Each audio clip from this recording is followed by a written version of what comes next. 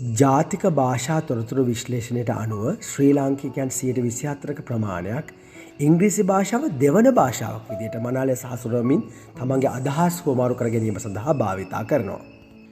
මින් අදහස් කරන්නේ 76%ක් පමණ වූ ඉතිරි ජනතාව භාෂාව භාවිතා කිරීම නිවැරදිව කිරීමට අපොහොසත් වන බව. අපේ දරුවන් 1 ශ්‍රේණියේ සිට 13 ශ්‍රේණි දක්වා ඉංග්‍රීසි අධ්‍යාපනය ලැබුවත් බොහෝ දරුවන්ට ඉංග්‍රීසි කතා කිරීමේ හැකියාව නොලැබීම ඉතා කනගාටුදායකයි.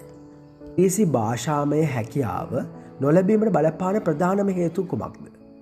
භාෂාව භාවිතා කිරීමට පරිසරයක් නොලැබීම ප්‍රධාන වශයෙන් බලපාන සාධකයක් විදිහට සැලකන්න පුළුවන්.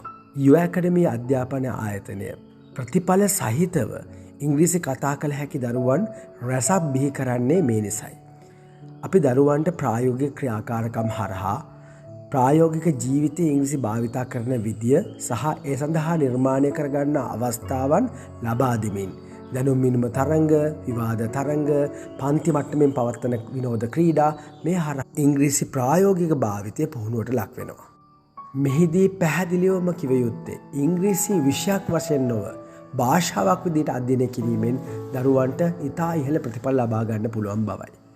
ඒකම ඉගැන්වීමට වඩා ඉගෙන ගැනීමට අවස්ථාව සැකැස්වීම, පරිසරය ගොඩනැගීම ඉංග්‍රීසි භාෂාව දරුවන් තුළ වර්ධනය කිරීමට ප්‍රධාන වශයෙන් බලපාන සාධකයක්.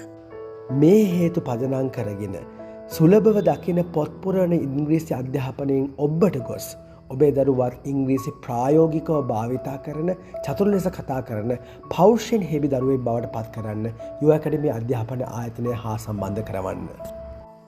එයින් ඔබේ දරුවා හුදෙක් ඉංග්‍රීසි භාෂාව කතා කරන්නේ පමණක් නොව විභාගවලින් විශිෂ්ට ප්‍රතිඵලය ලත් උසස් රැකියාව සඳහා සුදුසු බවට පත්වනවා නොඅනුමානයි.